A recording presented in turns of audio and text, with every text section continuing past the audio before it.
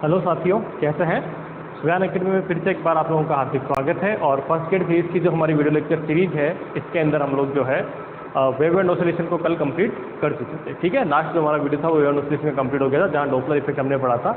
और मैंने आपको कहा था डॉपलर इफेक्ट बहुत अच्छे से आपने आपको समझा दिया था, और कैसे कुछ इक्वेशन हम वहाँ फाइंड आउट करते हैं और कैसे जो है उसकी फ्रीक्वेंसी में चेंजेज होता है वो हमने सारा देख लिया था ऑब्जेक्ट के मोशन या फिर सोर्स के मोशन की वजह से। ठीक है, और उसके साथ ही मैंने आपको कहा था ना कि मैं बहुत ज़्यादा कोर्स कंप्लीट करवा चुका हूँ, और जो मेन आपका सबसे बड़ा टॉपिक और बचता है वो सिर्फ और सिर्फ जो है वो है ऑप्टिक्स का। क्योंकि ऑप्टिक्स बहुत लेंथी आपके लिए रहने वाला है। वो इसलिए रहने वाला है, उसका रीज़न है ना, जो मैं आज स्टार्ट कर रहा हूँ।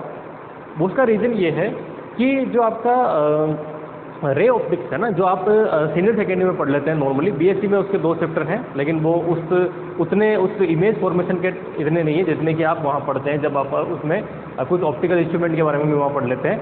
तो वो जो चीज़ है ना रे ऑप्टिक्स वाली, वो ऐसी चीज़ है कि उसमें मुझे टाइम जरूर लगेगा आपको, क्योंकि वो भले ही 1 चैप्टर या 2 चैप्टर होंगे, लेकिन वो 1-2 चैप्टर मुझे खुद को 2 से 3 वीडियो आपके बनाने ही पड़ेंगे मिनिमम है ना। उसके क्वेश्चन भी थोड़े बहुत मुझे आपको करवाने पड़ेंगे। दिक्कत क्या है कि आप कितना भी नेट क्वालिफाई कर लो, मतलब मेरी बात ले लेता हूँ, मैंने नेट क्वालिफाई एमएससी कर ली, नेट क्वालिफाई कर ली, उसके बाद नेट में भी ऑल इंडिया 17 रैंक आ गई, लेकिन उसके बाद भी जब मैं रे ऑप्टिक्स से क्वेश्चन करने बैठता था, मतलब आज से 3-4 साल पहले की बात बता रहा हूँ, जब मैं रे ऑप्टिक्स से क्वेश्चन करने बैठता था तो वो रे ऑप्टिक्स से क्वेश्चन जो है वो नहीं लगते थे, समझ में नहीं आता था कैसे करें। समस्या क्या है, क्योंकि हम लोग क्या है, रे ऑप्टिक्स का एक चैप्टर जो अपने 11th-12th में पढ़ा होगा, ठीक है, उस टाइम क्योंकि 11th-12th में हम इतना सीरियस होते नहीं है चीज़ों को लेके, ठीक है, ऊपर से पढ़ लेते हैं, डेफिनेशन याद कर लेते हैं, क्योंकि हमें क्या करना था, बोर्ड एग्जाम पास करना होता है, देन उसके बाद बल्ले बल्ले है ना आगे एडमिशन ले लेते हैं। लेकिन समस्या क्या है, वो जो रे ऑप्टिक्स वहाँ जो होती है, वो हम कभी भी उसको कंसेप्चुअल से लेके या उसको कनेक्ट करके कैसे उसके क्वेश्चन सोल्व किए जाते हैं, कैसे उसका बेसिक कंसेप्ट बनता है रे ऑप्टिक्स का, वो हम मान नहीं पढ़ते हैं। और उसके बाद हम चले जाते हैं किसमें, वेव ऑप्टिक्स में, जो वहाँ पढ़ते हैं 11th-12th में। देन उसके बाद में हम आ जाते हैं किसके अंदर, जब हम यूजी करते हैं तो भी पढ़ते हैं, और इंटरफेरेंस डिफरेंशिएशन ये हम नाम सुनते ही रहते हैं, तो उनसे हम फेमिलियर हैं, है ना। तो जो रे ऑप्टिक्स है उससे हम फेमिलियर नहीं होते हैं नॉर्मली। और आप मान के चलिए, मैं गारंटी लेता हूँ उस चीज़ की, जो फिजिक्स से एमएससी है वो 99.99% लोग रे ऑप्टिक्स से क्वेश्चन नहीं कर पाएंगे इस एग्जाम में, ठीक है। और रे ऑप्टिक्स का क्वेश्चन आप देख लेना, आप एक क्वेश्चन यहाँ आया था आपके इसमें टेक्निकल एजुकेशन वाला जो अभी जस्ट एग्जाम हुआ, उसके अंदर एक क्वेश्चन दिया गया था, रे ऑप्टिक्स क्वेश्चन नहीं हिट हुए बच्चों से, नहीं कर पाए, ठीक है। किताब खुली हुई रहेगी, आपको फॉर्मूला पता है, उसके बावजूद भी नहीं कर पाओगे। क्यों नहीं कर पाओगे? क्योंकि वहाँ पे कंसेप्ट बड़े स्ट्रॉन्ग होते हैं रे ऑप्टिक्स के, ठीक है। वो एक बार समझ में कर लो, आ जाएंगे ना, मतलब एक बार समझ में आ गई तो उसके बाद कोई प्रॉब्लम नहीं है आपको। और एक बार अगर आप जैसे आप, मुझे पता है कि 100% आपको समझ में आई हुई नहीं है ना, 99.99% के रे ऑप्टिक्स जो है वो डिफिकल्टी लाती है, और वो क्वेश्चन वो छोड़ के आते हैं। तो ये दिमाग में रखिए, जो ये रे ऑप्टिक्स में पढ़ा रहा हूँ, ये जो आगे वाले 3-4 वीडियो बनने वाले हैं, इन वीडियो में आपको ढेरों बेसिक और ढेरों कंसेप्ट मिलने वाले हैं जो आपकी रे ऑप्टिक्स को बड़ा आसान कर देंगे, ठीक है, पहली चीज़। तो दूसरा, यहाँ से जो क्वेश्चन पढ़ने वाले हैं वो ये मानिए आपको श्योर सिलेक्शन दिलाने वाले क्वेश्चन है ना। वो ऐसे क्वेश्चन हैं जो सिर्फ और सिर्फ वही लोग कर पाएंगे, हो सकता है जो सेलेक्ट होंगे वो भी नहीं कर पाए, जो टॉपर्स हैं वही क्वेश्चन इनको कर पाएंगे। तो आप ये दिमाग में रखें, रे ऑप्टिक्स अपने आप में बहुत ही ज़्यादा जो है क्या है, पावरफुल चीज़ है इस फिजिक्स की, और इस फर्स्ट गेट में सिलेक्शन लेने के लिए, ठीक है। चलिए, तो रे ऑप्टिक्स जो स्टार्ट करते हैं, है ना, उससे पहले मैं आपको ये कहता हूँ, जो भी वीडियो काफ़ी बन चुके हैं, सब्सक्राइब भी हो रहे हैं, लेकिन जो लोग सब्सक्राइब नए जुड़ रहे हैं सब्सक्राइबर, वो अपने फ्रेंड्स को, क्योंकि देखो राजस्थान में मेरे हिसाब से मैं देखूँ तो पॉलिटेक इसमें अपने एमएससी जो करते हैं वो अब तो प्राइवेट कॉलेज भी बहुत सारी हो गई, ओपन यूनिवर्सिटीज हो गई, तो कम से कम हर साल 500 से 600 लोग जो है एमएससी फिजिक्स करके निकलते ही होंगे। 500 लोग तो मान के चलिए, ठीक है। तो 500 लोग अगर एमएससी फिजिक्स करके निकल चुके हैं, और वो सारे के सारे लगभग ये मान के चलिए फर्स्ट बीएड भी करते हैं, तो फर्स्ट गेट का एग्जाम का फॉर्म भी भरा होगा। फर्स्ट गेट के एग्जाम का फॉर्म भरा, तो क्योंकि हर बार आप देखें तो 12-13 हज़ार 10 हज़ार के आसपास फॉर्म भरे जाते हैं ना फर्स्ट गेट के। तो फर्स्ट गेट के फॉर्म जो है जा रहे तो तैयारी भी करें। तो मेरे ख्याल से अभी तक जो सब्सक्राइबर हुए उसमें सब लोगों के पास जो है ये इन्फॉर्मेशन नहीं पहुँची, ये वीडियो नहीं पहुँचे। तो आप जो सब्सक्राइब कर चुके हैं, ठीक है, वो अपने जितने भी साथी हैं, अपने क्लासमेट्स हैं, अपने सीनियर्स हैं, जूनियर्स हैं, उनको ये लिंक शेयर करिए, क्योंकि सब कुछ फ्री में आपको मिल रहा है यहाँ पे, ठीक है। सब कुछ क्या मिल रहा है? फ्री में मिल रहा है। तो फ्री में जब मिल रहा है तो आप भले ही कहीं से कोचिंग कर रहे हैं, कोई बात नहीं, अगर एक वीडियो देखते हैं तो उससे एक कंसेप्ट सीख जाते हैं तो आपका भला उसमें हो सकता है, ठीक है। चलिए, तो स्टार्ट करते हैं आज हमारी, हम जो स्टार्ट करेंगे ऑप्टिक्स के अंदर भी क्या स्टार्ट करेंगे, रे ऑप्टिक्स, ठीक है। रे ऑप्टिक्स है जो स्टार्ट कर रहे हैं। देखिए जैसे ही आपका ऑप्टिक्स कंप्लीट हो जाएगा ना, वेव ऑप्टिक्स में इतना टाइम लगेगा नहीं, है ना। जैसे ही आपका ऑप्टिक्स कंप्लीट हो जाएगा तो आप मान के चलिए कि फिर आपको ज़्यादा टेंशन लेने की जरूरत नहीं, फिर तो बहुत छोटे-छोटे कुछ टॉपिक्स बचे हैं, तो 3-3 4-4 वीडियो में मैं आपके कंप्लीट करवा दूंगा, है ना। तो मेन जो मेरा टारगेट है वो ऑप्टिक्स कंप्लीट कराने का रहेगा, क्योंकि ऑप्टिक्स थोड़ा लेंथी है, ठीक है। चलिए, तो जब हम ऑप्टिक्स पढ़ते हैं तो ऑप्टिक्स के अंदर क्या है, रे ऑप्टिक्स पढ़ते हैं, तो इसका मतलब क्या है, रे ऑप्टिक्स पढ़ने का मतलब है कि जो आपके पास लाइट है उस लाइट को आप क्या मानोगे। सबसे पहले तो जो लाइट है वो क्या होगी, वो होगी रे, है ना। क्योंकि लाइट क्या हो सकती है, तीनों ही हो सकती है। लाइट पार्टिकल भी हो सकता है, लाइट रे भी हो सकती है, लाइट वेव भी हो सकती है। तो कौन कब कैसे होगा वो सब किस पे डिपेंड करता है, वो डिपेंड करता है कि हम लाइट को किस तरह से यूज कर रहे हैं, है ना। लाइट में तीनों चीज़ें हैं, रे भी है, आपके पास वेव भी है यानी कि किरण भी है, वेव यानी कि उसमें तरंग भी है, और उसमें पार्टिकल यानी कि कण भी है। तीनों के गुण उसमें है, ठीक है। लेकिन हम उसको किस तरह से यूज कर रहे हैं उस पर डिपेंड करता है। तो अगर आप रे की बात करते हो तो रे कैसे होगी, इस तरह से होगी, ठीक है।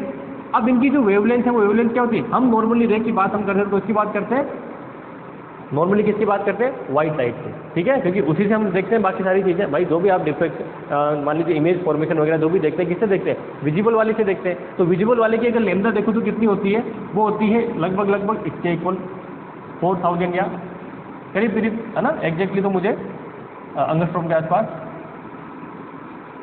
ठीक है, ये होती है 38 या 4000 से लेके और 7800 एंगस्ट्रॉम के आसपास होती है। तो ये जो वैल्यू है, ये वैल्यू कितनी होगी, ये क्या आपको दिख सकती है क्या। अगर मान लीजिए मैं इतनी एंगस्ट्रॉम के, है ना, एंगस्ट्रॉम में, या फिर इसको और आगे सोल्व करना चाहूँ तो 3 × 10⁻⁷ लिख सकता हूँ मीटर में, ठीक है। तो 3 × 10⁻⁷ मीटर अगर कोई चीज़ है, मैं बराबर ये देख रहा हूँ, नियरली अबाउट इतनी कोई छोटी चीज़ है, तो क्या आप उसको देख सकते हो क्या, नहीं। तो इसका मतलब क्या है, ये जो लैम्डा लिखता हूँ कौन सी होती है, यहाँ से यहाँ तक की डिस्टेंस, ये इतनी छोटी है। तो इसका मतलब क्या हुआ, अगर मैं इसको बोर्ड में बनाना चाहूँ तो कैसा करूँगा, इस तरह से बनाऊंगा।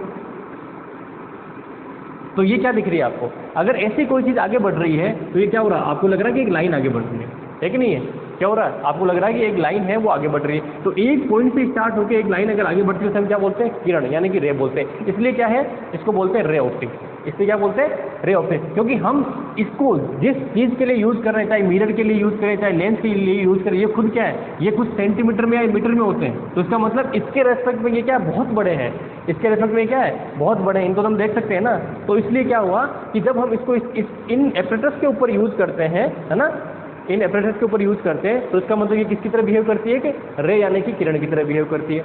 यही अगर मान लीजिए हम जाते हैं इंटरफेरेंस में, इंटरफेरेंस और डिफ्रैक्शन में, तो डिफ्रैक्शन इंटरफेरेंस में यही जो है आपको क्या दिखेगी, वेव की। क्यों, क्योंकि वहाँ जब हम इंटरफेरेंस और डिफ्रैक्शन की बात करें, डिफ्रैक्शन में क्या कहते हैं हम, एक लाइन कहते हैं कि जो आपका, जो भी आप उसके सामने, वेव के सामने जो भी आप बाधा उत्पन्न कर रहे हैं, चाहे वो छिद्र हो, ठीक है, चाहे आपने कोई ऑब्स्टेकल लगा दिया है ना, चाहे होल हो चाहे ऑब्स्टेकल हो, तो उसकी जो साइज है वो किसकी होनी चाहिए, इसकी वेवलेंथ की ऑर्डर की होनी चाहिए, ठीक है। तो इसका मतलब वो जो छेद होगा जिससे हम डिफ्रैक्शन करवाना चाहते हैं, या फिर जो आपका ऑब्स्टेकल होगा, जो द्वारक लगाओगे, कुछ भी लगाओगे, वो सब क्या होगा, अगर ये 10⁻⁷ मीटर के आसपास है तो उसकी भी साइज क्या होनी चाहिए, 10⁻⁷ मीटर के आसपास होनी चाहिए, या फिर एंगस्ट्रॉम में होनी चाहिए। कहने का मतलब क्या है, किसमें होनी चाहिए, एंगस्ट्रॉम में होनी चाहिए, ठीक है। आगे समझ में, जब एंगस्ट्रॉम में होगी तो इसका मतलब उसके लिए जो दोनों साइज बराबर है तो किसके लिए दिखेगा, इस तरह से वेव की तरह दिखेगा, तो वो क्या करेगी, वेव की तरह उसको करेगी, ठीक है। यही चीज़ जब आप किसमें करते हो, यही जो लाइट है जब आप यूज़ करते हो किसके अंदर, ये लाइट जो है फोटोइलेक्ट्रिक इफेक्ट में, तो क्या बन जाएगी, वो पार्टिकल बन जाएगी। क्यों, क्योंकि आप उसको पार्टिकल की तरह बिहेव करवाना चाहते हो। तो इसका मतलब क्या हुआ, ये हम पर डिपेंड करता है कि लाइट है किसकी तरह बिहेव करेगी, हम उसको कहाँ यूज़ कर रहे हैं उसकी तरह ही वो उसका क्या करेगी, बिहेव करेगी। तो इसका मतलब क्या है, इसका मतलब ये है कि नेचर उस तरह से बिहेव करता है जिस तरह से हम उसको करवाना चाहते हैं। तो एक चीज़ और है, अगर इसको मैं किससे जोड़ूँ, आध्यात्मिकता से जोड़ूँ, तो आपके साथ वही होगा जो आप अपने साथ करवाना चाहते हैं। अगर आप पॉजिटिव सोचते हैं, ऑलवेज पॉजिटिव रहते हैं, तो आपके साथ अक्सर देखा होगा कि आपके साथ क्या होता है, चीज़ें भी पॉजिटिव होती है। और अगर आप नेगेटिव हैं तो अक्सर आपके साथ चीज़ें क्या होती है, नेगेटिव ही होती है, ठीक है। क्यों, क्योंकि नेचर हमेशा उस तरह से बिहेव करता है जिस तरह से आप उसको बिहेव करवाना चाहते हो। आपके साथ जो हो रहा है उसके लिए सिर्फ और सिर्फ आप जिम्मेदार हो, कोई और नहीं हो, ठीक है। चलिए, अब आपका सिलेक्शन नहीं होता इसके लिए कौन जिम्मेदार है। पहली बात तो किसी भी चीज़ को हार्ड नहीं मानना है, ठीक है। कोई भी चीज़ दुनिया में हार्ड नहीं होती है, किसी भी चीज़ को समझा, ऐसा नहीं कि जिसको नहीं समझा जा सकता है, ठीक है। हर चीज़ को समझा जा सकता है, हर चीज़ के क्वेश्चन किए जा सकते हैं। बस आपको पहले ध्यान क्या रखना है सही बेसिक्स होने चाहिए। बेसिक अगर आपके सही है तो बहुत सारी चीज़ें हैं वो आपके अपने आप ही सॉल्व हो जाएगी। ठीक है, तो रे ऑप्टिक्स में मैं आता हूँ। तो रे ऑप्टिक्स में सबसे पहले लाइट को किस तरह से बिहेव करेंगे, एक रे की तरह बिहेव करेगी। ठीक है, एक रे का मतलब एक सीधी लाइन में वो मूव करेगी। ठीक है, अब रे ऑप्टिक्स के लिए सबसे पहला जो है वो फिनोमिना क्या है, तो सबसे पहला जो फिनोमिना होता है वो होता है रिफ्लेक्शन का फिनोमिना। ठीक है, रिफ्लेक्शन। ठीक है, रिफ्लेक्शन का मतलब है परावर्तन।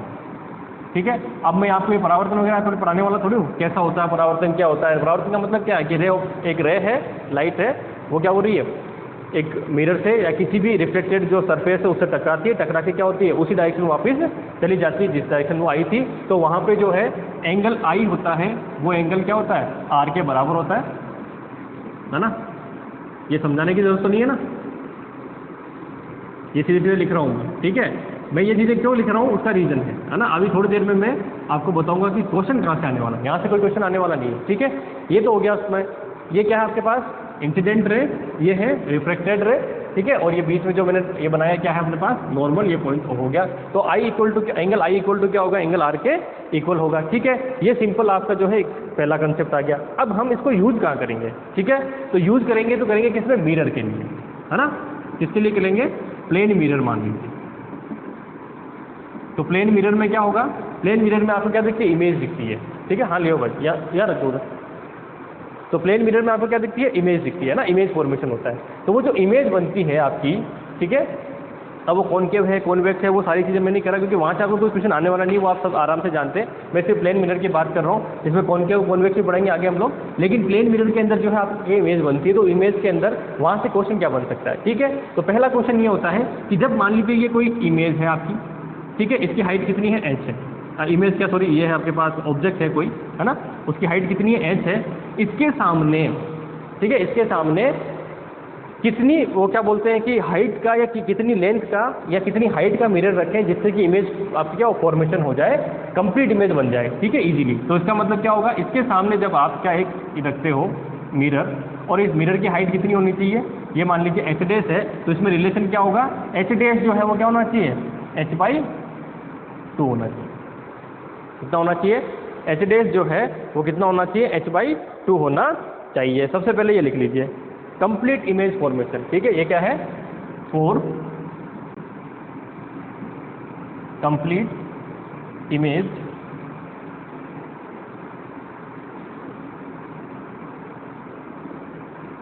ये क्वेश्चन कई बार एग्जाम में पूछा गया, इंपॉर्टेंट लगा लेना इसको। आप अगर मान लीजिए किसी डिस्टेंस के ऊपर, मान लीजिए कमरा है, कमरे के आप सेंटर में खड़े हुए हैं, तो सेंटर में खड़े हुए आप चाहते हो कि एक दीवार पे आपने वो लगा रखा है मिरर, और उस मिरर की जो हाइट है वो हाइट कितनी होनी चाहिए कि आप उसमें क्या देख सकते हो, कंप्लीट अपनी इमेज देख सकते हो।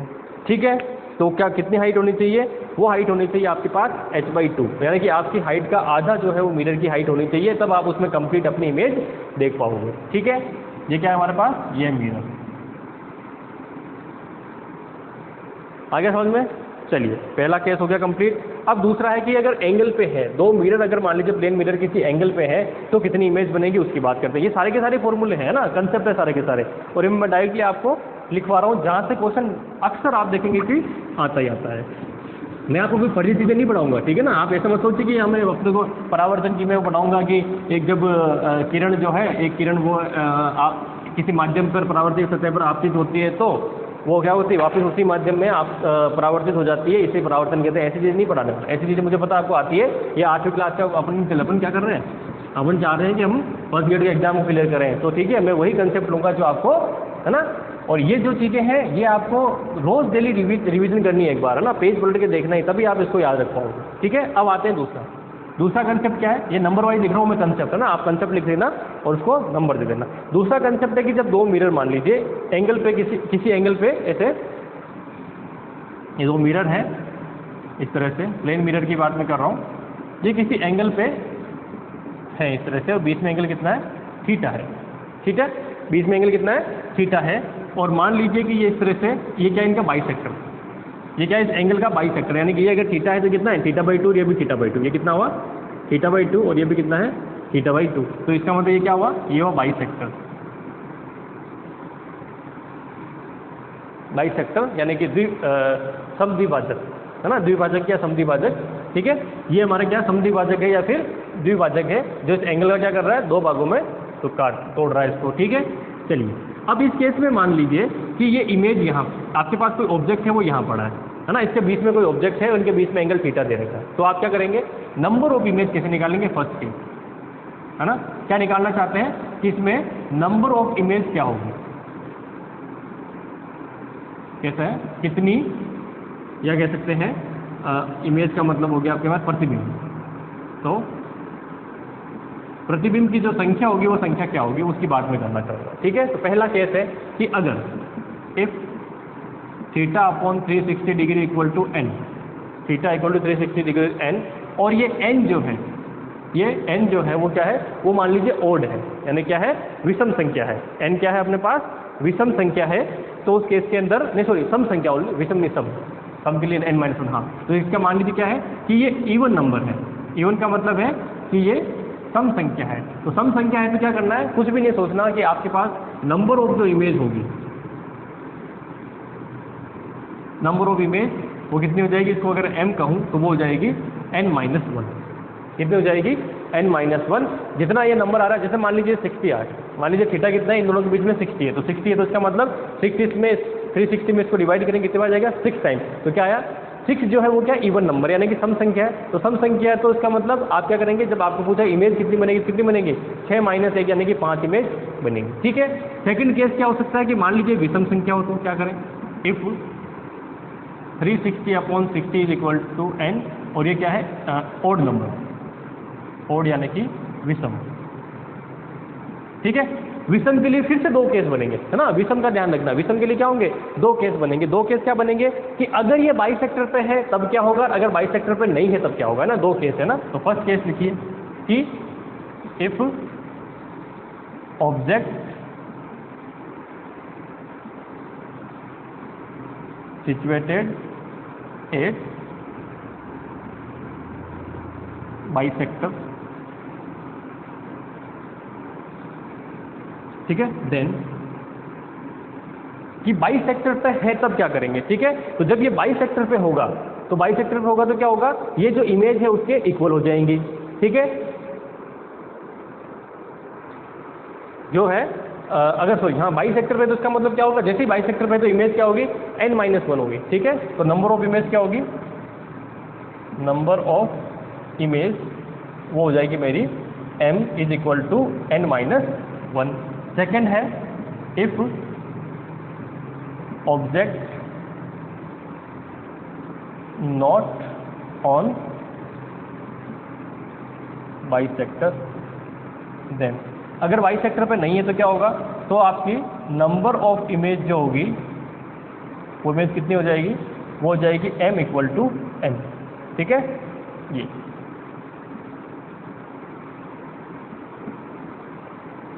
ये आपको दिमाग में रखना है।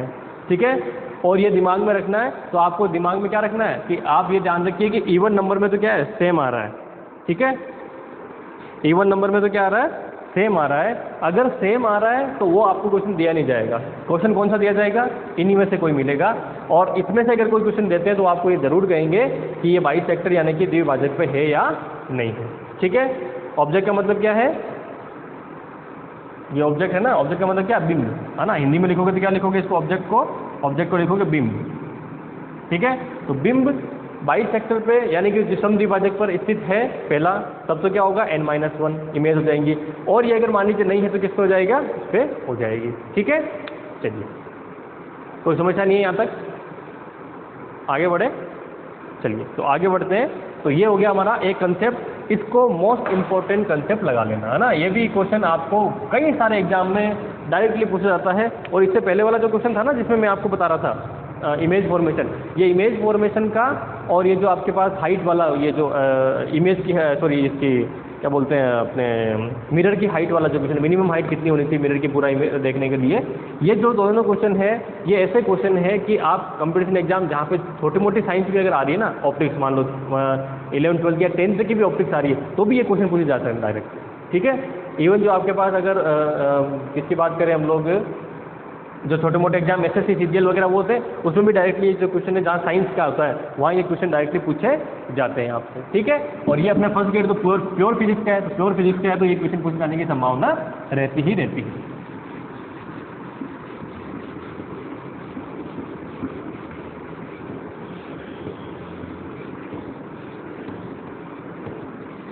जिसने फिजिक्स को दिया है ना, मैंने आपको स्टार्टिंग जो चीज़ बताई ना कि कब रे बनेगी, कब वेव बनेगी और कब पार्टिकल बनेगी, ठीक है।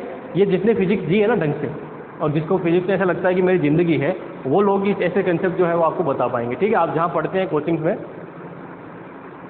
हो सकता है कि वहाँ लोग न्यूमेरिकल क्वेश्चन कर देते हैं, वो जो किताब में लिखा है उसको ढंग से पढ़ा देते हैं, बिना देखे पूरा डेरिवेशन कर देते हैं। लेकिन मेन चीज़ क्या, बेसिक कंसेप्ट कि ऐसा क्यों होता है। वही सेम लाइट है जो रे बन जाती है, वही वेव बन जाती है, वही पार्टिकल बन जाती है। कभी पूछ के देखना, जो लोग कोचिंग कर रहे हो उनसे जुड़े हुए हो, आपने कोचिंग में जो सर पढ़ा रहे हैं उनको पूछना कि ऐसा कैसे होता है कि एक ही जो चीज़ है वो 3 तरह से बिहेव कर सकती है, क्यों कर देती है ऐसा बिहेव, ठीक है। चलिए, ये एक अच्छा टीचर का मतलब क्या है, एक जो शिक्षक होता है ना वो कभी भी आगे नहीं बढ़ता है जब तक उसको पीछे का कंसेप्ट क्लियर नहीं होता, वो कभी भी आगे नहीं बढ़ता है, ठीक है। एक अच्छे टीचर की निशानी ये होती है, वो पहले जो पढ़ चुका है उसको कंप्लीट क्लियर करेगा कि हाँ ऐसा क्यों होता है, क्या चीज़ें, देन उसके बाद आगे बढ़ता है। और दूसरा, जब भी क्लास में जाता है तो पहले पढ़ के जाता है थोड़ा बहुत, ठीक है।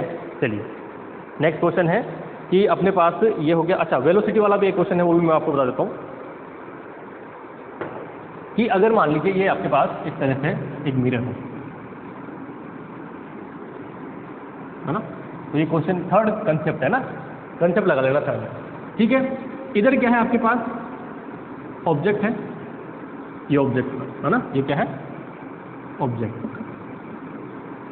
अब ऑब्जेक्ट की जो वेलोसिटी है, ऑब्जेक्ट की वेलोसिटी, एक तो ये वेलोसिटी होगी v, ऑब्जेक्ट किस तरफ जा रहा है, टुवर्ड्स द, तो इसको मैं लिख देता हूँ, एक तो हॉरिजॉन्टल कर देता हूँ, एस कर देता हूँ इसको, है ना, हॉरिजॉन्टल में मूव कर रहा है। एक इसके क्या कर रहा है, अच्छा पैरेलल और वो कर देते हैं परपेंडिकुलर, तो ये हो रहा है परपेंडिकुलर, और ये क्या कर रहा है, अगर मान लीजिए ऑब्जेक्ट मूव कर रहा है, किधर कर रहा है, परपेंडिकुलर, तो ये क्या पैरेलल, पैरेलल के लिए एल को यूज़ कर देता हूँ, ठीक है। ये ऐसे वेलोसिटी है, ठीक है। ये इस तरह की अगर वेलोसिटी है तो इधर क्या होगी, इमेज बनेगी, इधर जैसा ऑब्जेक्ट है वैसे क्या बनेगी, इमेज बनेगी। तो इमेज क्या होगी, इस तरफ आएगी, पता आपको, ये किससे आएगी, ये आएगी आपके पास आई पी से, इधर जाएगी पैरेलल तो हो जाएगा वी आई और एल, है ना। इसको मैंने वर्ड दे दिया, ये वेलोसिटी है वी, है ना। तो अब क्वेश्चन क्या होगा, क्वेश्चन ये होगा कि 3-4 क्वेश्चन बन सकते हैं। क्या क्वेश्चन बन सकता है, अब आप इसको देखो, तो यहाँ से कंसेप्ट समझना कि अगर कोई भी ऑब्जेक्ट प्लेन जो मिरर है उस मिरर के पैरेलल मूव कर रहा है, तो इमेज भी किधर करेगी, पैरेलल मूव करेगी। जिस वेलोसिटी से ये मूव करेगी वही वेलोसिटी क्या होगी, ये होगी, ठीक है। तो इसका मतलब क्या है कि ऑब्जेक्ट वेलोसिटी विद रेस्पेक्ट को मैं विद रेस्पेक्ट टू को WRT ले लेता हूँ शॉर्ट में ना, with respect to object velocity with respect to image, sorry ये क्या बोल, मिरर, है ना, विद रेस्पेक्ट टू मिरर। ये क्या है हमारा मिरर, यानी कि दर्पण। मिरर को क्या बोलेंगे, दर्पण। अच्छा, ये भी हिंदी में लिख लेना, जिसको हिंदी मीडियम वाले हैं इसको क्या बोलते हैं, दर्पण। तो object velocity with respect to mirror, है ना, मिरर के रेस्पेक्ट में ऑब्जेक्ट की वेलोसिटी है, ठीक है। इसमें क्या है, पहला केस है इसके अंदर, इसको लगाता हूँ मैं ए से लेता हूँ। ए क्या है, पैरेलल। अगर पैरेलल मूव कर रहा है, पैरेलल, तो पैरेलल मूव करा तो क्या होगा, उस पैरेलल वाले केस में इमेज की वेलोसिटी भी क्या हो जाएगी, इसके इक्वल हो जाएगी। इमेज की वेलोसिटी भी क्या होगी, इक्वल होगी। ये वेलोसिटी मैंने किसके रेस्पेक्ट में लिखी है, ये जो वेलोसिटी लिखी है मैंने, ये वेलोसिटी लिखी है किसके, इस मिरर के रेस्पेक्ट में ना। तो मिरर के रेस्पेक्ट में कितनी है, ये है, ठीक है। अगला बी कंसेप्ट। बी कंसेप्ट क्या है कि अगर मान लीजिए क्या कर रहा है, परपेंडिकुलर, मिरर के परपेंडिकुलर है ना,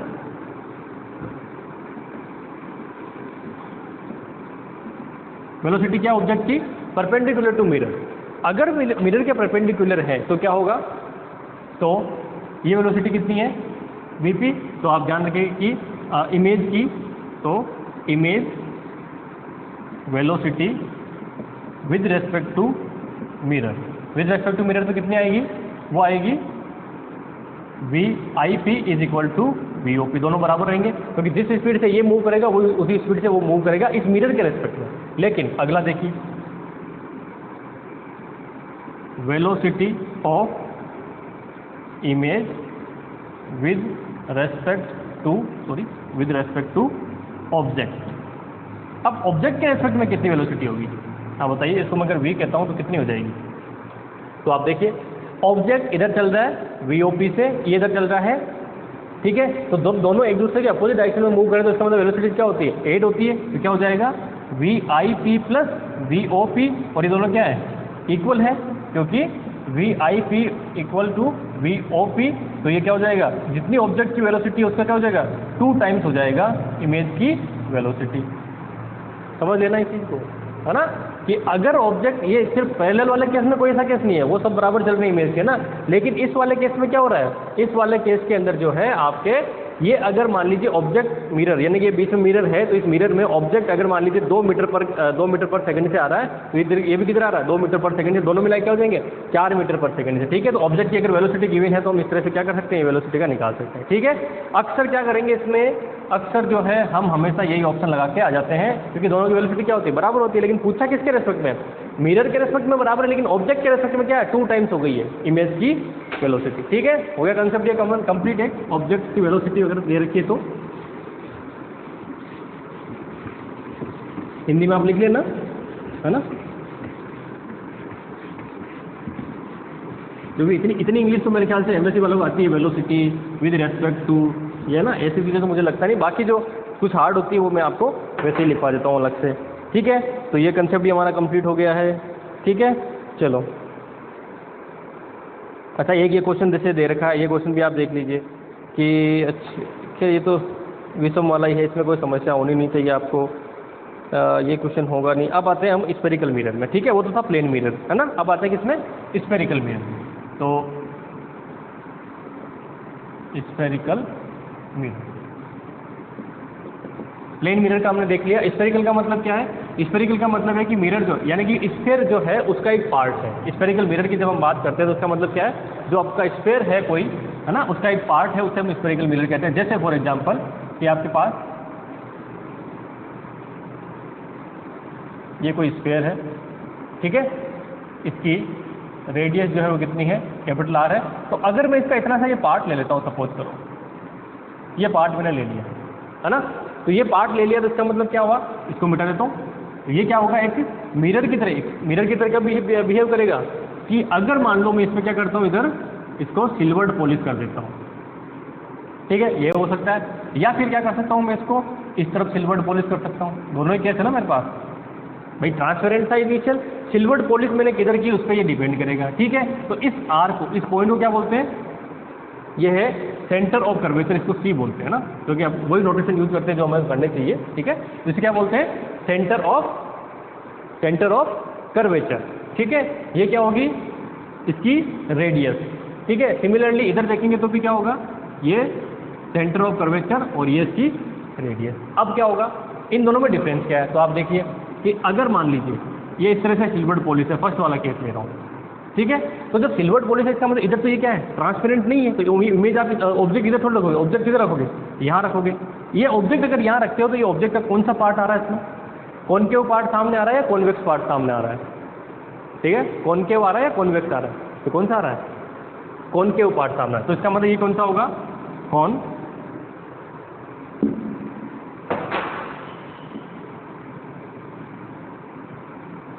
कॉनकेव मिरर, ठीक है। इंग्लिश में कहेंगे तो अपसारी दर्पण, ठीक है। इसका उल्टा चलिए, इसमें चलिए, इसमें क्या हो रहा है? इधर सिल्वर्ड पॉलिश किया है, तो इधर सिल्वर्ड पॉलिश किया तो इधर तो क्या है? ट्रांसपेरेंट नहीं है, ठीक है। तो ट्रांसपेरेंट किधर से दिखेगा? इधर से। ऑब्जेक्ट किधर रखोगे? ऑब्जेक्ट यहाँ रखोगे। यहाँ रखोगे तो ऑब्जेक्ट किसके सामने रख रहे हो? उत्तल वाले भाग की तरफ रख रहे हो, ठीक है। किसके तरफ रख रहे हो? अच्छा, अवतल, अभी सारी क्या अवतल बोल दीजिए इसको ना, अवतल। उत्तल अवतल से लेते हैं, वो ज़्यादा आपके दिमाग में रहता है, अवतल और उत्तल। तो ये क्या है? अवतल दर्पण है। ये कौन सा होगा? ये होगा कॉन्वेक्स मिरर, और हिंदी में कह देंगे उत्तल दर्पण, ठीक है। तो उत्तल दर्पण कौन सा होगा, उत्तल दर्पण कौन सा होगा, वो डिपेंड करेगा कि आप सिल्वर पॉलिश किस तरफ कर रहे हैं। तो जिस तरफ सिल्वर पॉलिश कर रहे हैं उस तरफ तो आप ऑब्जेक्ट रखेंगे नहीं, क्योंकि उसके कांच के पीछे अगर आप देखते हो तो कुछ दिखता है कि आपको इमेज दिखती है नहीं, सामने देखोगे तभी तो इमेज दिखेगी, ठीक है। तो इस तरह की जो है इक्वेशन वो यहाँ पे बन जाती है, ठीक है। अब इमेज फॉर्मेशन, इमेज कैसी बनेगी, आभासी, वे सब चीज़ें, ये सारी की सारी जो चीज़ें है ना, ये जो है आप अब मैं करवा भी सकता हूँ, क्योंकि हो सकता है कि इसमें क्वेश्चन पूछ ले, लेकिन नॉर्मली जो है क्योंकि 10वीं क्लास तक हम पढ़ लेते हैं और ये इतना नीचे लेवल तक मेरे ख्याल से फर्स्ट ग्रेड फिजिक्स में तो नहीं जाएंगे, ठीक है। अगर यही मान लीजिए ऐसे सीजीएल में पढ़ा रहा होता है या उसका कुछ कोर्स कर रहे हो तो वहाँ जरूर इमेज फॉर्मेशन पूछा जा सकता है, बाकी इमेज फॉर्मेशन नहीं पूछते, ठीक है। फिर भी आप इमेज फॉर्मेशन अपने स्तर पर, इमेज फॉर्मेशन जो है वो अपने स्तर पे, यानी कि इसको हिंदी में कहूँगा तो हो जाएगा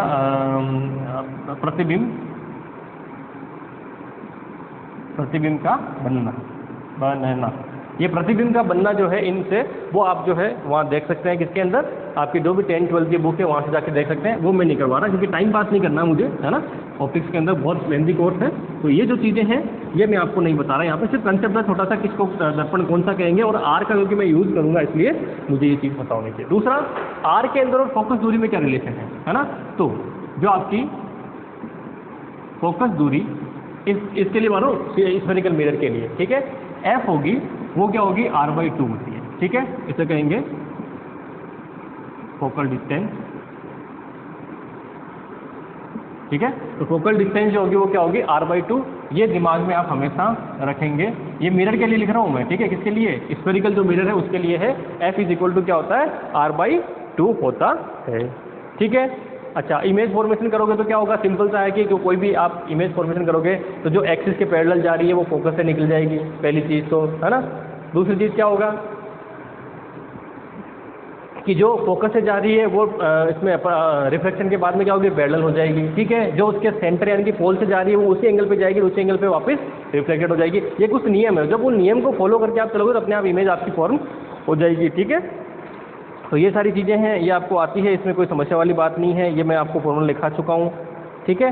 उसके बाद में एक फॉर्मूला आता है, इसको बोलते हैं दर्पण का फॉर्मूला ना, तो वो होता है दर्पण सूत्र, ठीक है, मिरर फॉर्मूला। मिरर फॉर्मूला क्या होता है, वो होता है 1/f, ठीक है। क्या होता है, 1/f = 1/v + 1/u, ठीक है। लेंस में यहाँ माइनस आ जाता है, इसमें यहाँ क्या रहता है, प्लस रहता है, ये आप दिमाग में हमेशा रखेंगे, ठीक है। लेंस में इसमें ये थोड़ा चेंजेस है तो कंफ्यूज नहीं होना है ना, कन्फ्यूजन में कहीं लेंस वाला फॉर्मूला अपने को नहीं लगा देना है, ठीक है। एक मैग्निफिकेंस का भी रहता है इसके अंदर, मैग्निफिकेंस का भी मैं लिखवा देता हूँ, ठीक है। मैग्निफिकेंस क्या रहता है, जिसको अपन लेटरल मैग्निफिकेंस बोलते हैं, मैग्निफिकेंस को हिंदी में बोलेंगे हम लोग आवर्धन, है ना। तो जो आवर्धन है, मैग्निफिकेशन, ठीक है। तो मैग्निफिकेशन जो होता है वो मैग्निफिकेशन क्या होता है उसकी मैं बात करता हूँ। तो मैग्निफिकेशन यहाँ होता है, क्योंकि देखिए मैग्निफिकेशन का मतलब क्या है कि जो इमेज बन रही है उसकी हाइट में आपने क्या क्या चेंज किया। नॉर्मली लेटरल की बात कर रहा हूँ मैं ना, मैग्निफिकेशन जब भी मैं नॉर्मल मैग्निफिकेशन बोल रहा हूँ तो उसका मतलब उसकी लंबाई जो है उसमें क्या चेंजेज हुआ है, हाइट में क्या चेंजेज हुआ है उसकी बात हम करने वाले हैं, ठीक है। तो जब ऊंचाई यानी कि हाइट में जो चेंजेज है तो उसको लिखते हैं हम लोग इमेज के लिए डिवाइडेड बाय इसके लिए, ठीक है। इसको वैसे m से डिनोट करते हैं तो मैं m लिख देता हूँ। ये क्या होगा, ये होगा -v/u, बस ये दिमाग में रखना, ठीक है, क्योंकि ये तो ऑलवेज फिक्स है, ये तो ऑलवेज फिक्स है, इमेज की हाइट अपॉन क्या है, ऑब्जेक्ट की हाइट। ये तो हमेशा चाहे लेंस में जाओ चाहे किस में जाओ, लेकिन ये फॉर्मूला जो है v और u की उसमें कैसे चेंजेस होते हैं वो दिमाग में रखना। क्या होता है, -v/u जो है ये फॉर्मूला यहाँ पे रहने वाला है, ठीक है। यहाँ तक कोई समस्या है, समस्या होनी नहीं चाहिए, ठीक है। आगे चलते हैं, इमेज फॉर्मेशन में आपको पढ़ा चुका हूँ, सारी चीज़ें हो चुकी है, ठीक है। चलिए अब एक फॉर्मूला और इसके अंदर बनता है पावर का, पावर नहीं लिखा है मैंने ना, तो पावर क्या होती है, पावर P, ठीक है, यानी कि शक्ति। तो शक्ति क्या होगी, वो होगी 1/f, और f ऑलवेज किस में लेना है, मीटर में। f ऑलवेज किस में लेना है, मीटर में लेना है। तो ये क्या बनेगा आपके पास, पावर होगी वो होगी डायऑप्टर। ये किस में आएगी, d में ये वैल्यू आपको मिलेगी,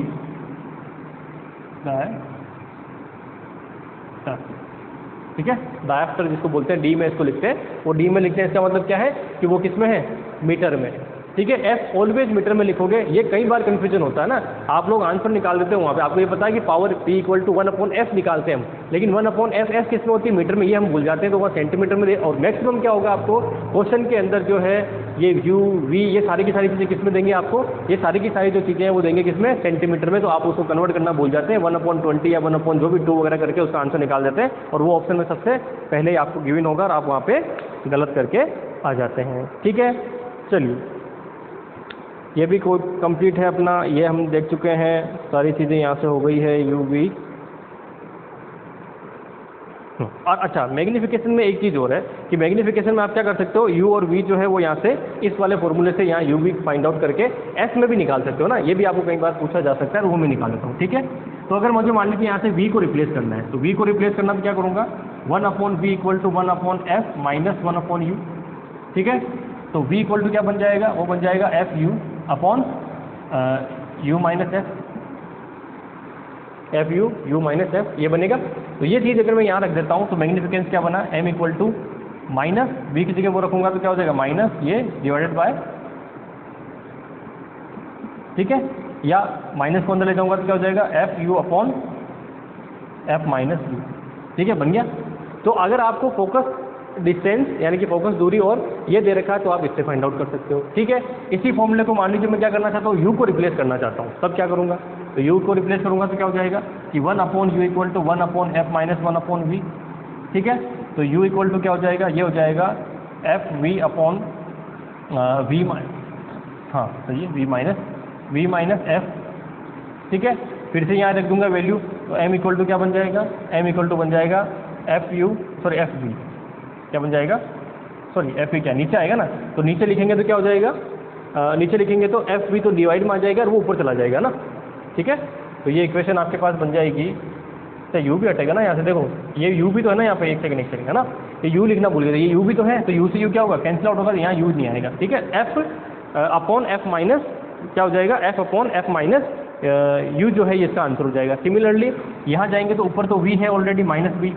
ठीक है, डिवाइड में हमें क्या रखना है, ये तो FV तो नीचे आ जाएगा और आपके पास वो ऊपर चला जाएगा, V माइनस F ऊपर चला जाएगा, V से भी कैंसिल आउट, इसको कर देंगे F minus V upon F। ठीक है, F minus V upon F जो है ये आपका आंसर हो जाएगा। ठीक है, FV V से V कैंसिल, तो आपके पास क्या मिलेगा, F minus V upon F। ठीक है, तो इस मैग्नीफिकेंस के 3 फॉर्मूले हो गए। ठीक है, मैग्नीफिकेंस कितने हो गए, 3 फॉर्मूले, आपको क्या गिवन है उसके अकॉर्डिंग आपको सॉल्यूशन निकालना है। ठीक है, तो आगे मैं इसको और लिख देता हूँ, तो ये एक तो ये हो गया, दूसरा ये क्या हो जाएगा, F upon F minus U, F upon F minus U, और अगला हो गया इक्वल में F minus V upon F। ठीक है, 2 फॉर्मूले और निकल गए किसके, मैग्नीफिकेशन के। तो अब होगा क्या, होगा ये कि आपको इसका भी नहीं पूछेंगे, इसका भी नहीं पूछेंगे, इनमें से कोई फॉर्मूले पे क्वेश्चन पूछ लेंगे, और वहाँ क्या होगा, क्योंकि यहाँ तक हम पहुँचेंगे नहीं, दिमाग लगाते नहीं है, इतना ही सोचते हैं मैग्नीफिकेंस तो यही होता है, और वो अगर आप आगे गड़बड़ हो जाती है अपने साथ। ठीक है, तो ये गड़बड़ नहीं करनी है, ये हो जाएगा। ठीक है, आगे देख लेते हैं, उसके बाद में इमेज फॉर्मेशन हो गया, ये हमने देख लिया। डिस्टेंस आपको पता ही है, अब ये बताने की जरूरत नहीं है ना कि जो डिस्टेंस है वो अगर मान लीजिए इस तरह से है ये। ठीक है, तो अगर आप बोर्ड के सामने खड़े तो इस तरफ की डिस्टेंस प्लस में, इसके माइनस में। ठीक है, ऊपर नीचे की देखेंगे तो क्या होगा, ऊपर की प्लस में, नीचे की क्या होगी, माइनस में। ये डिस्टेंस इस तरह से आपको लेनी है, तो ये तो कोई कन्फ्यूजन नहीं है ना आपके इसमें। ठीक है, लेंस में भी अपने को लेना पड़ेगा। ठीक है, तो ये दिमाग में आप रखना कि डिस्टेंस हम किस किस तरह से इसको लेने वाले हैं। ठीक है, चलो तो ये मिटा देता हूँ, इसके बाद हम चलते हैं आगे।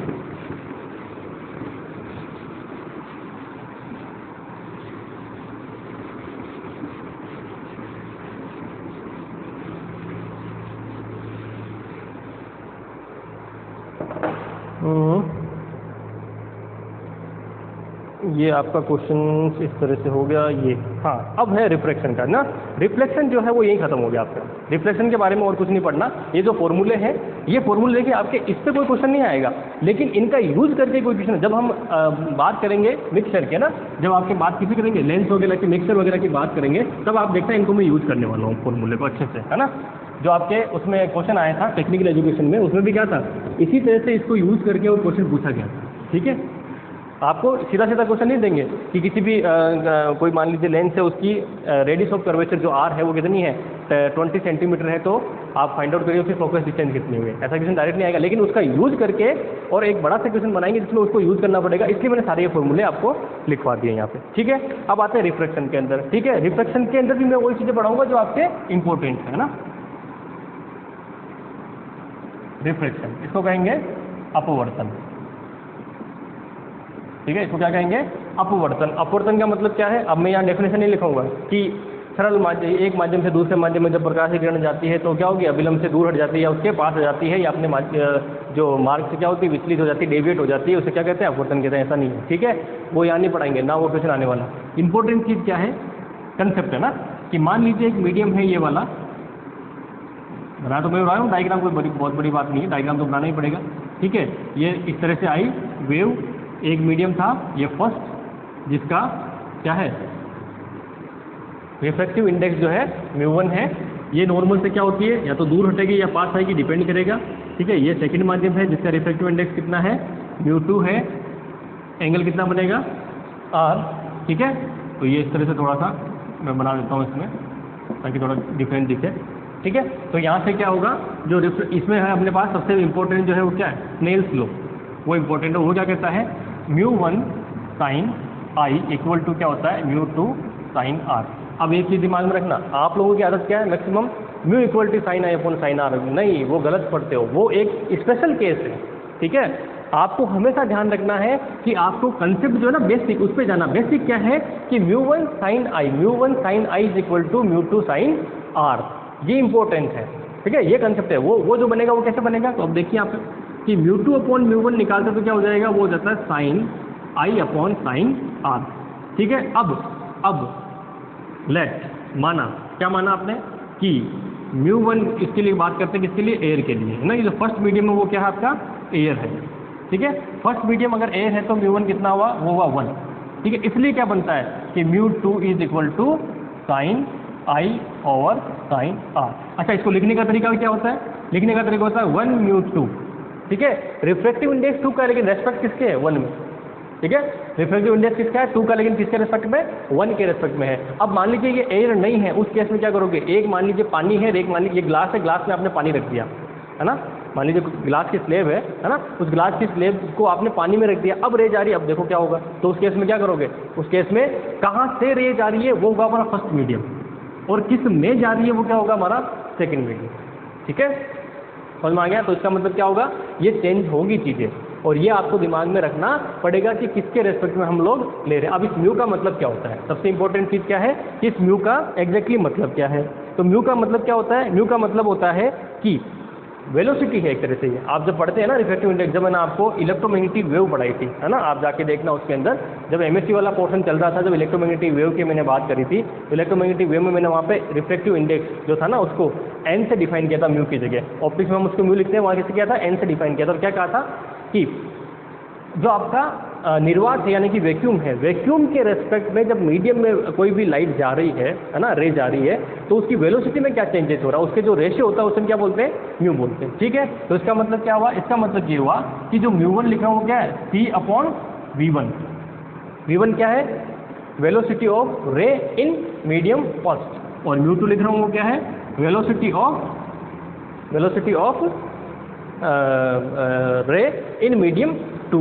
ठीक है, तो यहाँ से क्या बन जाएगा 1 μ2, वो मैं लिखूंगा, वो क्या हो जाएगा, जिसको मैं लिखूंगा μ2 अपॉन μ1 इज इक्वल टू, ठीक है, c v1 sorry v2 upon c v1, तो ये बनेगा v1 अपॉन v2। क्या बनेगा, v1 अपॉन v2, यानी कि वेलोसिटीज़ का जो ये होगा वो क्या होगा हमारे पास रिफ्रैक्टिव इंडेक्स के इक्वल होगा। ठीक है, वेलोसिटी में क्या चेंजेस हो रहा है, क्योंकि वेलोसिटी में चेंजेस होने के अकॉर्डिंग क्या होता है, ये एंगल जो है वो चेंज होते हैं। ठीक है, चलिए अभी क्यों होते हैं, क्योंकि देखिए मैंने आपको पहले ही बताया था, जब मैंने आपको अभी पढ़ा रहा था वेव ऑसिलेशन है ना, तभी मैंने आपको बताया था, जब कोई सी बात आई थी डेविएशन की बात आई थी है ना, तो उसमें मैंने आपको कहा था कि जो प्रिज्म से है वो 7 लाइटें दिख जाती है, एक लाइट होती है वो क्यों दिख जाती है, फेज वेलोसिटी और ग्रुप वेलोसिटी पढ़ाया, तब मैंने पढ़ाया था आपको। ठीक है, तो वो क्या होता है कि जब मीडियम में जाते हो तो वेलोसिटीज़ क्या होती है, उसके रिफ्लेक्टिव इंडेक्स या उसके घनत्व के अकॉर्डिंग क्या होती है, चेंज होती है। ठीक है, और वो डिपेंड किस पे करता है, वो करता है लैम्डा पे डिपेंड करता है कि कितनी लैम्डा है, उस लैम्डा के अकॉर्डिंग वो वेलोसिटीज़ भी क्या होती है, चेंजेस होती रहती है। ठीक है, चलिए तो अब अगला कंसेप्ट हम देख लेते हैं। ये आपका हो ही गया यहाँ से, ठीक है। ये भी कंसेप्ट है, ये भी है। हाँ अच्छा, ये अब देखो, अब जो क्वेश्चन मैं आपको पढ़ा लास्ट से करवाने वाला हूँ वो बहुत इंपॉर्टेंट है ना। वो इसलिए इम्पोर्टेंट है क्योंकि कई बार IITs वगैरह में और या फिर नीट के एग्जाम वगैरह है उसमें भी ये क्वेश्चन पूछे गए हैं और वहाँ से क्वेश्चन उठाए भी जाते हैं। वहाँ से जो क्वेश्चन है आपके फर्स्ट ग्रेड में कुछ क्वेश्चन जो है वो उठाए भी जाते हैं और वो क्या है, इस अपवर्तन पे रिलेटेड है कि जब हम देखते हैं, आपने देखा ना कि पेंसिल को जब हम इसके एग्जाम्पल क्या है, एग्जाम्पल ये कि जब पेंसिल को हम लोग क्या करते हैं, पानी के गिलास में रखते हैं तो वो उठी हुई दिखती है, सिक्के को रखते हैं तो वो उठा हुआ दिखता है ना। तो जो उठा हुआ दिखता है इसका मतलब क्या है कि एक्चुअल में क्या है ना। दो स्थिति है आपके पास, एक्चुअल में क्या है, मान लीजिए गिलास है पानी का, पानी गिलास के लिए मैं, हाँ चलो गिलास से बना देता हूँ, ये पानी का गिलास है, ठीक है, ये यहाँ तक पानी से भरा हुआ है। आपने क्या रखा है, सिक्का कहाँ रखा है, यहाँ, लेकिन वो दिखता कहाँ है, ऊपर उठा हुआ यहाँ दिखता है। ठीक है, तो एक्चुअल लेंथ अगर मैं इसकी हाइट ये देखूँ यहाँ से डेप्थ वो कितनी है, d एक्चुअल है, लेकिन वो दिख कहाँ रहा है मुझे, यहाँ दिख रहा है, तो ये क्या है, अपेरेंट। ठीक है, अपेरेंट का मतलब क्या है, अपेरेंट का मतलब है जो मुझे दिख रहा है, आभासी है। आभासी कितना है, आभास हो रहा है मुझे यहाँ पे, तो मुझे ये फाइंड आउट करना है कि जो अपेरेंट जो है ना, ये कितनी है, ये अपेरेंट है वो कितनी होगी। जब आपको ये गिवन है कि एक्चुअल में इतनी है तो अपेरेंट कितनी होगी। इस तरह की जो ये चीज़ें हैं, ये आपको, ये जो चीज़ है ना, ये आपको कहीं किताब में नहीं मिलेगी। ठीक है, ये जब आप IIT या नीट की जो बुक्स है उन वगैरह को जब आप सोल्व करोगे तो वहाँ ये आपको मिल जाएगा। वहाँ ये क्वेश्चन पूछा भी जाता है और वहाँ पूछा जाता है तो इसका मतलब जो वहाँ पूछे जाते हैं वो आपके फर्स्ट ग्रेड में 11th-12th में आराम से पूछे जाएंगे। इसीलिए मैंने आपको स्टार्टिंग से कहा था कि मैंने कहा न्यूमेरिकल जो पोर्शन है ना वो आपका स्ट्रॉन्ग 11th-12th वाला होना चाहिए। ठीक है, BSc वाला जो पोर्शन है उसमें से आपको डायरेक्ट स्ट्रेट फॉरवर्ड क्वेश्चन पूछे जाएंगे। ठीक है, चलिए, सॉरी थोड़ा सा,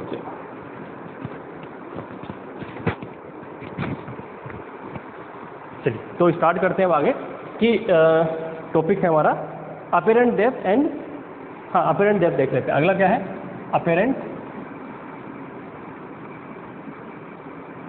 डेप्थ,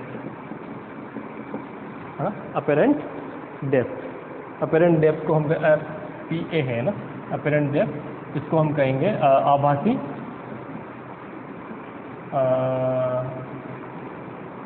गहराई। ठीक है, आभासी गहराई यानी कि अपेरेंट डेप्थ। तो सबसे पहले हम देखते हैं कि दो केस है हमारे पास, है ना। फर्स्ट केस कौन सा है कि जब आपका जो ऑब्जेक्ट है वो डेंस मीडियम में पड़ा है और आप कहाँ से देख रहे हो, रेयर मीडियम से देख रहे हो। दो चीज़ें केस है ना। तो फर्स्ट केस कौन सा है, फर्स्ट केस है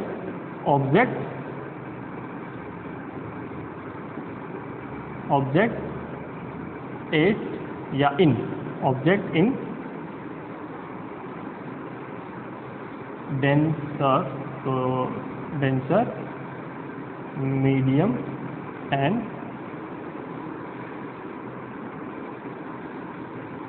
सीन फ्रॉम रेयर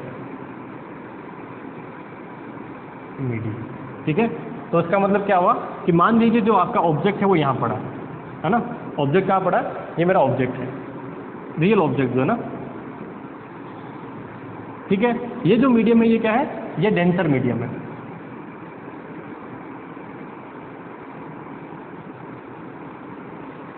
ये मीडियम कौन सा, डेंसर मीडियम है। मान लीजिए जब ये मीडियम डेंसर मीडियम है और ये ऑब्जेक्ट आपका यहाँ पड़ा हुआ है, ठीक है, तो अब होता क्या है, होता ये है कि ऑब्जेक्ट यहाँ नहीं दिखते आपको, है ना। ये मैं थोड़ा एक लाइन बना देता हूँ पूरी इसकी ताकि पता रहेगा आपको। ठीक है, ये यहाँ नहीं दिखे, आपको ऑब्जेक्ट कहाँ दिख रहा है, यहाँ दिख रहा है। ठीक है, अब डेंसर को थोड़ा इस तरह से बना देता हूँ ताकि क्या कि ये अपना यूजुअल है, इसी तरह से दिखता है।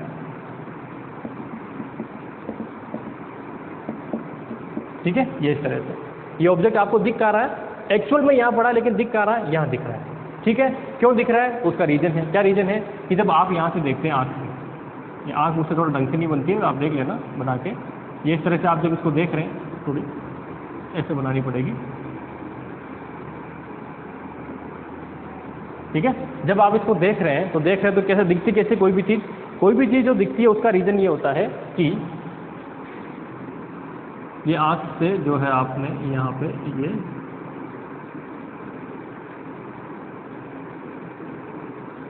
ये एंगल आई, ये एंगल आर, ठीक है, ये एंगल आई और ये एंगल क्या बनेगा आपका आर जो है यहाँ पे एंगल बन जाएगा, ठीक है।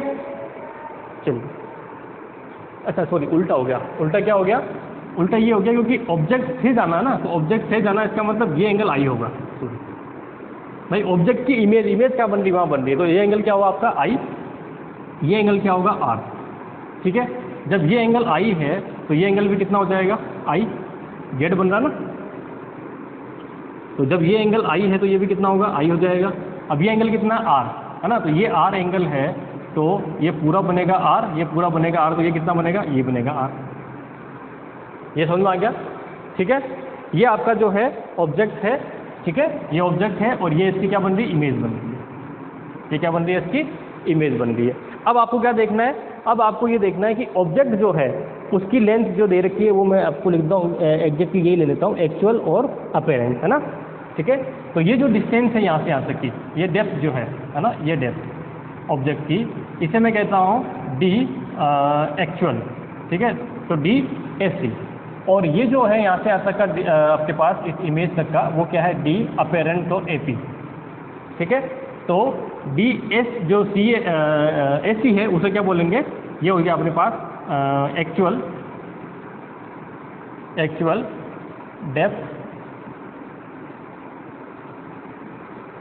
ठीक है, एक्चुअल डेप्थ, और डी ए पी है, ये हो गया हमारे पास अपेरेंट डेप्थ, ठीक है। इनमें रिलेशन फाइंड आउट करना है मुझे, ऐसा ही बनेगा क्योंकि उठा हुआ दिखेगा तो ये चीज़ आपको मिल जाएगी आई, क्योंकि ये ऑब्जेक्ट है तो यहाँ से आई लेना, वो वहाँ से मैंने गलत ले लिया था थोड़ा देख, क्योंकि हम देख रहे हैं तो वो इमेज हमारी आँख में बन रही है, वो कहाँ बन रही है यहाँ दिख रहा है, ठीक है। तो ये एंगल आई और ये एंगल क्या है हमारे पास आर एंगल है, वो हो गया, ठीक है। अब यहाँ क्या करना है, कौन सा नियम लगेगा, तो नियम लग जाएगा सीधा सीधा स्नेल का नियम। तो स्नेल का नियम क्या कहता है, स्नेल का नियम ये कहता है, अच्छा मान लीजिए ये आपके पास है म्यू 1 म्यू 2, इसके अकॉर्डिंग ले लेते हैं हम लोग, तो इसने लिया है म्यू नॉट और म्यू आर, ठीक है, म्यू डी और म्यू आर है ना, तो ये म्यू क्योंकि डी है डेंसर मीडियम और ये आर फॉर रेयर मीडियम, ठीक है, इसको इस तरह से इन्होंने डिफाइन कर दिया। तो क्या होगा कि म्यू आर में क्या बनेगा, साइन आई लेना तो म्यू डी है ना, तो mu D sine I is equal to mu R sine और आर,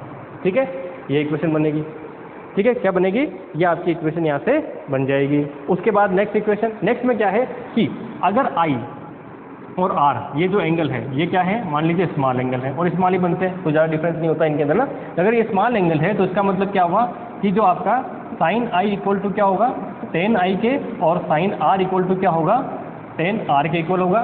तो sine I is equal to tan I is equal to, ठीक है, ये देख लीजिए, इसको मैं पॉइंट दे देता हूँ ए, ये पॉइंट है बी, ये पॉइंट है सी और ये पॉइंट है डी, ठीक है, ए बी सी और डी पॉइंट दे दी मैंने ना अपनी मर्जी से जो भी दिए हैं, ठीक है। तो यहाँ क्या होगा, पहले मुझे आई निकालना है, तो आई निकालना ट्राइंगल कौन सा लूँगा, ये ट्राइंगल लूँगा ए बी सी, और एंगल कितना बन रहा है आई, ये डिस्टेंस कितनी दे रखी है डी एक्चुअल, ठीक है।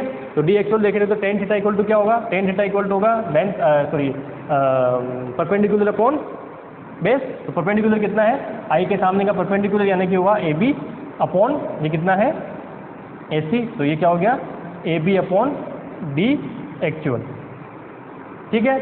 अगला sine R is equal to क्या होगा टेन आर, तो टेन आर में क्या होगा, तो टेन आर में अगला बनाइए ट्राइंगल, अगले ट्राइंगल में क्या हो रहा है ये इस तरह से बन रहा है ट्राइंगल, ठीक है, डी ए और बी, क्योंकि इमेज बन रहा इमेज डी है, ये एंगल कितना है आर है, तो इसके अकॉर्डिंग क्या हो जाएगा वही परपेंडिकुलर कितना है A B divide by base कितना है, तो बेस ये कितना है ये आपको दे रखा है अपेरेंट, ठीक है, तो डी, तो इसको लिखता हूँ पहले तो मैं ए डी है ना, और उसके बाद हो गया A B upon D apparent, ठीक है। दोनों चीज़ें यहाँ रख दीजिए वैल्यू, दोनों वैल्यू जैसे ही आप यहाँ रखेंगे तो क्या बन जाएगा, ये बन जाएगा आपके इस तरह से कि ये मिटा देता हूँ इधर वाला,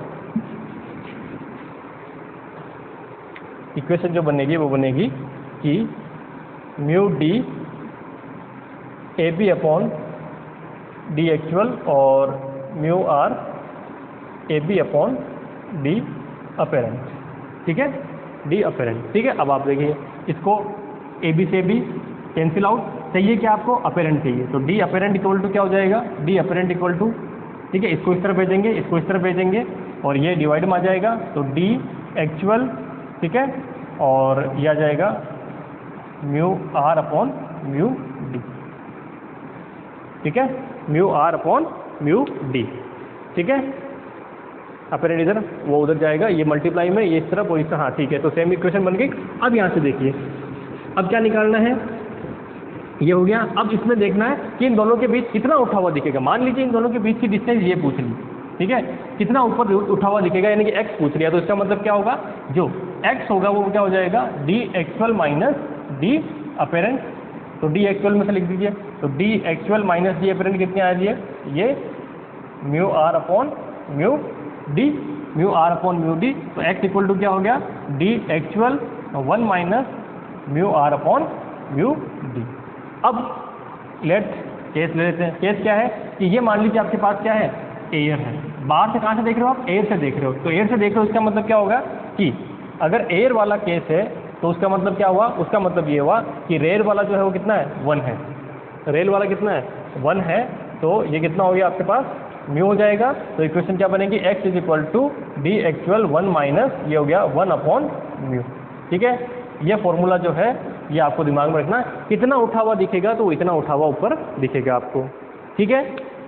कोई समस्या यहाँ तक, ठीक है। अगर आपको डी गिवन है तो ये सारी चीज़ें हम रख के इस तरह से सॉल्व कर सकते हैं। लगेगा कौन सा, दिमाग में रखना है आपको, स्टार्टिंग कहाँ से करनी है, स्टार्टिंग करनी है स्नेल के नियम से। और मैंने आपको पहले ही कहा था स्नेल के नियम में आपको कभी भी mu equal to sine I upon sine R नहीं पढ़ना है, mu 1 sine I equal to mu 2 sine I. उसके बाद आपको ये देखना है कि मीडियम कौन से दे रखे हैं, उसके अकॉर्डिंग हम उसको सॉल्यूशन करेंगे, ठीक है। कोई समस्या नहीं है यहाँ तक। चलिए आगे एक और इसका उल्टा देखते हैं। इसका उल्टा क्या है कि अगर आप देख कहाँ रखते रहे, यहाँ से और बाहर आपके पास क्या है भाई, देखना कहाँ है, आप उल्टा पानी में हो, पानी से अगर कोई बाहर हवा में कोई चीज़ उसको देखो, जैसे कि मछली के साथ होता है ना, मछली वगैरह शिकार वगैरह करती है तो क्या करती है, पक्षी ऊपर उड़ रहा होता है, उसको मान लो उछल के पकड़ते हैं ना वो लोग, तो कैसे पकड़ते हैं उसकी बात हम करें, वहाँ कैसा दिखेगा वो देखते हैं, है ना। उसमें ये फॉर्मूला चेंज होगा थोड़ा सा। अब वो क्या चेंज होगा वो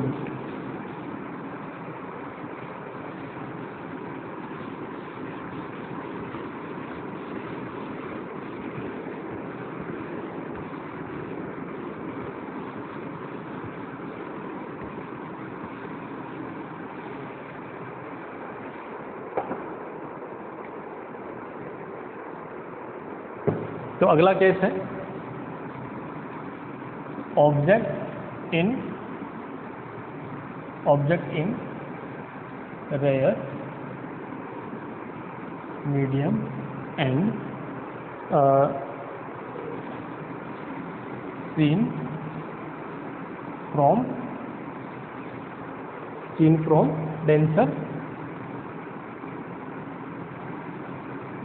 मीडियम, ठीक है। डेंसर मीडियम से देख रहे हैं और रेयर मीडियम में कौन है, ऑब्जेक्ट है, ठीक है। तो इसका जस्ट उल्टा हो जाएगा, ठीक है।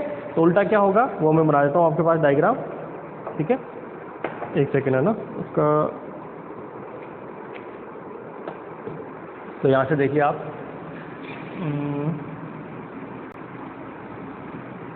ये तो क्या होगा हमारे पास वही डेंसर मीडियम। तो डेंसर मीडियम से आप देखेंगे तो पहले तो मैं क्या करता हूँ, ऑब्जेक्ट, ये आपका मान लीजिए ऑब्जेक्ट है।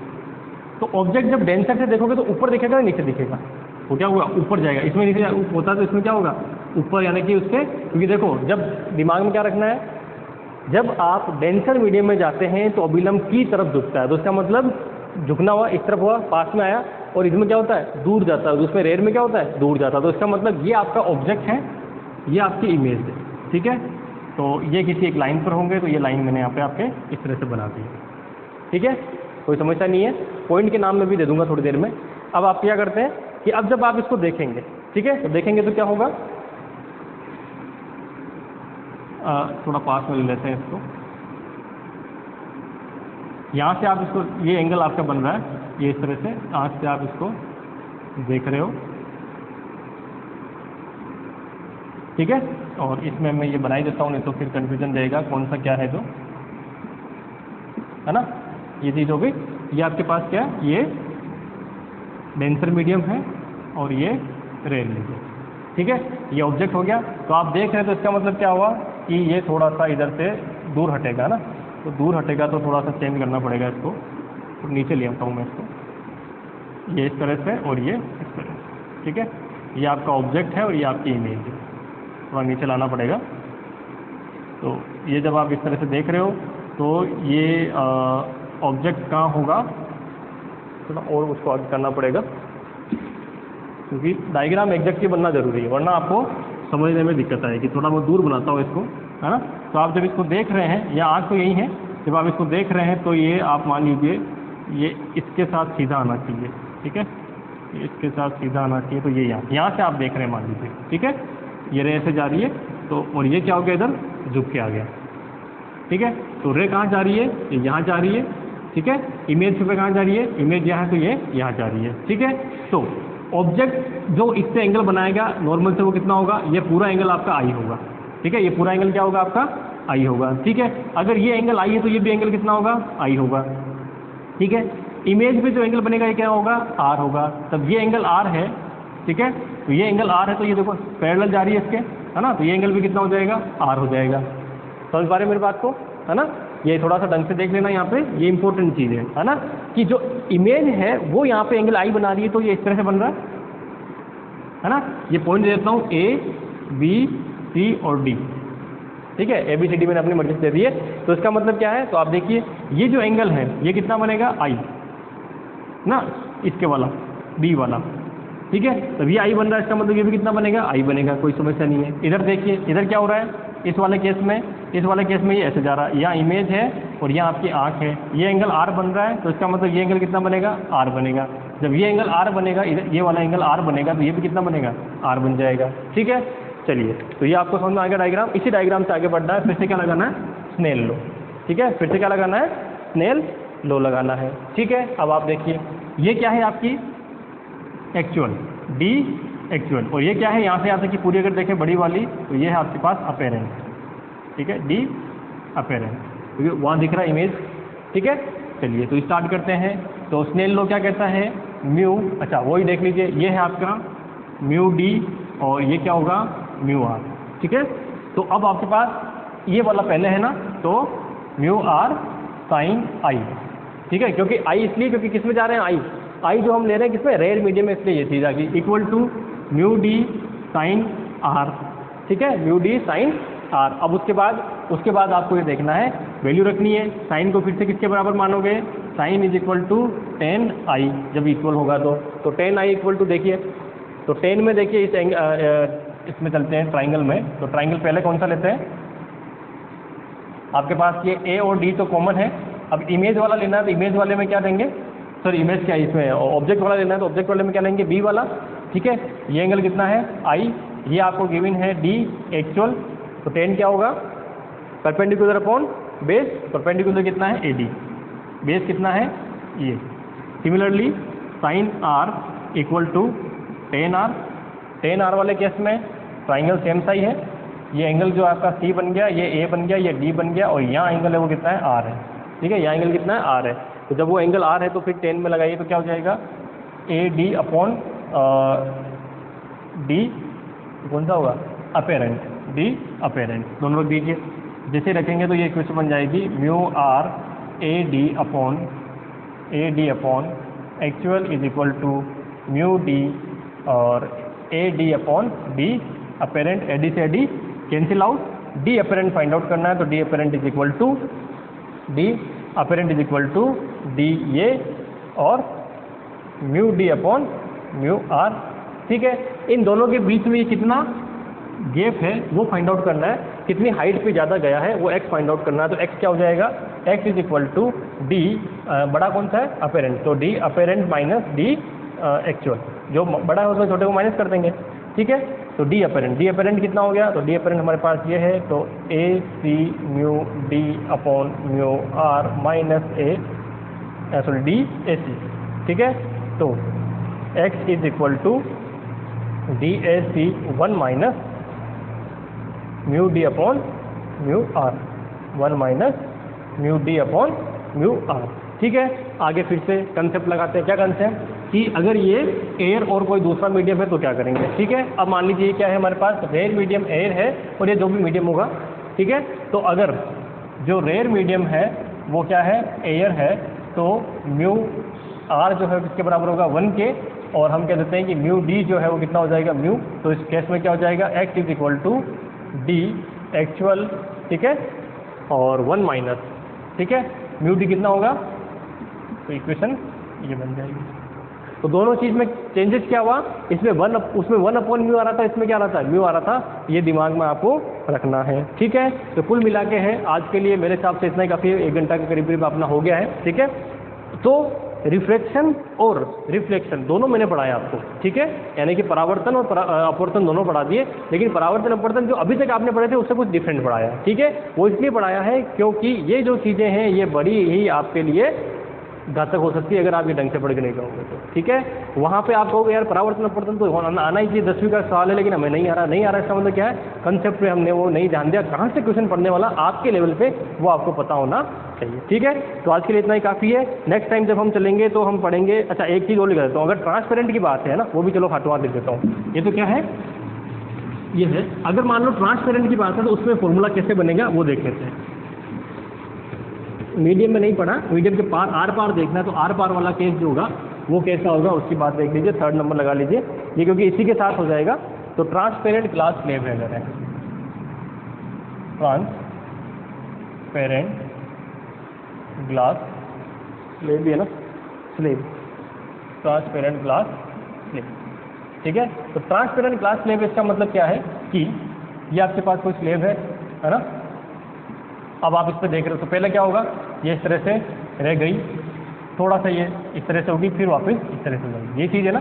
जब ट्रांसपेरेंट है तो ट्रांसपेरेंट वाले केस के अंदर जो है, अब इमेज कहाँ बनेगी, ये मान लीजिए ऑब्जेक्ट कहाँ आपका यहाँ पड़ा, तो इमेज कहाँ बनेगी, तो आप यहाँ जाइए, ये आपकी क्या बनेगी, इमेज बनेगी। तो ये जो ऑब्जेक्ट इमेज बन रही है इसके अंदर जो ये डिस्टेंस है ना, ये आपको गिवन है, ये म्यू है, और ये जो है आपके पास स्मॉल टी गिवन है कि इसकी चौड़ाई मोटाई है वो कितनी है, ये है। तो जो आपको x मिलेगा वो x कितना मिलेगा, t 1 माइनस 1 अपॉन म्यू, ठीक है। ये भी थोड़ा दिमाग में रखें, है ना, ये फाइंड आउट कर सकते हैं उसी से, लेकिन आप क्योंकि ये कैसा केस है, आप देख भी यहाँ से रहे, इमेज भी यहीं बन रही है, किसमें, रेयर वाले मीडियम में, ठीक है, डेंस से जा रहे हैं, तो फॉर्मूला क्या लग जाएगा, ये वाला फॉर्मूला हो जाएगा ट्रांसपेरेंट, ठीक है। चलिए तो इतना आज के लिए काफ़ी है। नेक्स्ट टाइम जब हम मिलेंगे तो इससे आगे वाले टॉपिक पे जाएंगे, जहाँ पे हम लोग देखेंगे कि लेंस वाला फॉर्मूला है ना, इमेज, ये जो आपका पास इमेज फॉर्मेशन जो है ग्लास स्लेब से और दर्पण से, यानी कि मिरर से वो खत्म हो जाता है यहाँ पे, ठीक है। अब नेक्स्ट जो हम जाएंगे वो किस पे जाएंगे, वो जाएंगे लेंस के ऊपर। लेंस में भी वो देखेंगे कि लेंस को बीच में से काटेंगे तो क्या चेंज हो जाएगा, लेंस को अगर ओरिजेंटली काटते तो क्या होगा, लेंस पे अगर मान लीजिए उसको सिल्वर्ड कर देते हैं जैसे मिरर में करते हैं तो उसमें क्या चेंजेस आएगा। ऐसे बहुत सारी जो चीज़ें हैं जो आपके सिंपल बेसिक है लेकिन आपको नहीं पता है, तो सारी चीज़ें ऐसी ही हम लोग करने वाले हैं यहाँ पे, ठीक है। Thank you very much.